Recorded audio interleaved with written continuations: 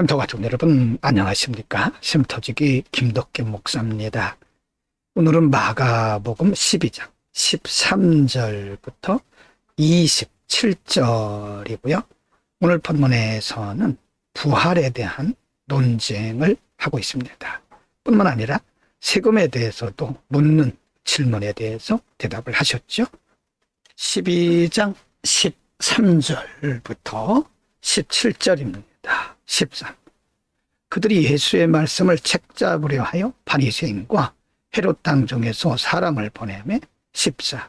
와서 이르되 선생님이여 우리가 아노니 당신은 참되시고 아무도 꺼리는 일이 없으시니 이는 사람을 외모로 보지 않고 오직 진리로서 하나님의 도를 가르치심이니이다. 가이사에게 세금을 바치는 것이 옳으니까 옳지 아니하니까. 15. 우리가 바치리까 말리까 한데 예수께서 그 외식함을 하시고 이르시되 어찌하여 나를 시험하는 데나리온 하나를 가져다가 내게 보이라 하시니 16. 가져왔거늘 예수께서 이르시되 이 형상과 이 글이 누구의 것이냐 이르되 가이사의 것이니이다. 17.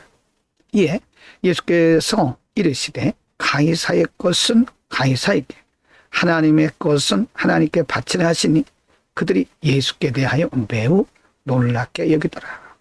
이 말씀은 바리새인과 헤롯 땅이 예수님을 시험하기 위해서 한 말이죠. 가이사는 그 당시 로마의 황제입니다. 그러니까 로마에게 세금을 바치는 것이 옳으냐 옳지 아니하냐에 대해서 시험했던 것이죠.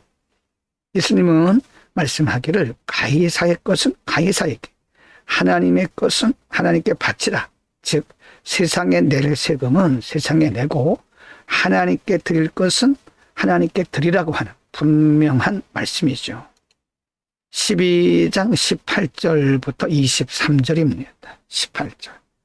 부활이 없다 하는 사두개인들이 예수께 와서 물어 이르되 19절. 선생님이여 모세가 우리에게 써주기를 어떤 사람이 형이 자식이 없이 아내를 두고 죽으면 그 동생이 그 아내를 취하여 형을 위하여 상속자를 세울지니라 하였나이다. 20절.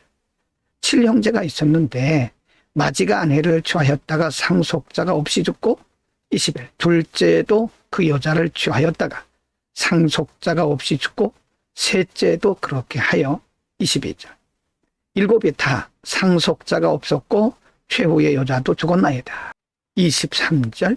7사람이 다 그를 아내로 취하였으니 부활 때 곧 그들이 살아날 때 그 중에 누구의 아내가 되리까. 사두개인들은 유대교의 한 지파입니다. 한 분파죠. 이들은 종교적이라기보다는 이들은 부활을 믿지 않는 종교 집단 외에 정치 집단이라고 보는 거죠. 이들은 이 땅에 있는 것만 믿고 그리고 자신의 생각대로 살아가는 이 땅이 전부라고. 그래서 내세도 인정하지 않고 천사도 인정하지 않는 사람들입니다. 그런 이 사람들에게는 부활이 믿어질 리가 없죠. 그러나 예수님께서는 말씀했습니다. 한 여자가 7 남자와 죽었다 할지라도 부활 때는 다시 살아날 때는 누구의 아내가 되게 한다고 묻는 그들의 질문이 너무 어리석은 거죠. 그래서 다음 부분에서 답을 하십니다.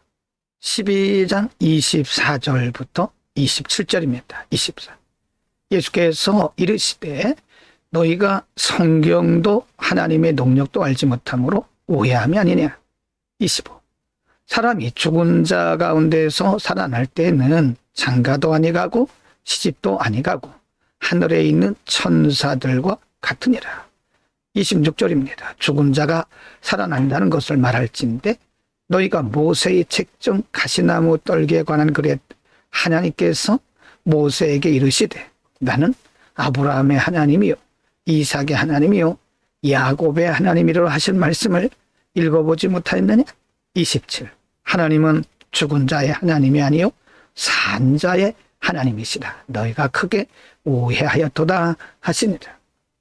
사두개인들의 엉뚱한 질문에 대해서 예수님은 너희가 성경도 하나님의 능력도 알지 못함으로 오해했다고 말씀합니다. 그러면서 사람이 다시 살아날 때는 장가도 아니가고 시집도 아니간 하늘에 있는 천사들과 같다고 말씀하고 있습니다.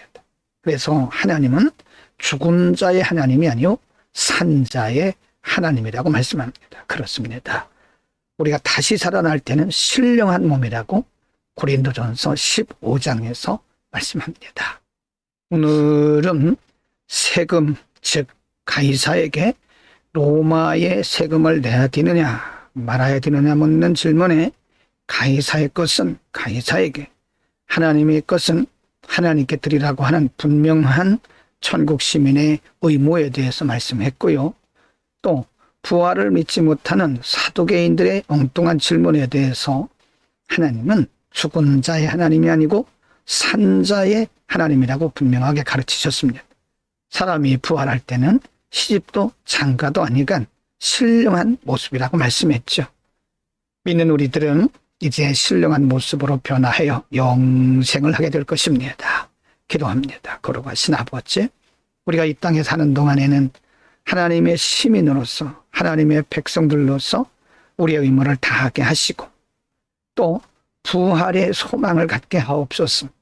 부활은 시집도 장가도 아니한 신령한 몸, 천사와 같은 몸이라고 가르쳐 주셨습니다.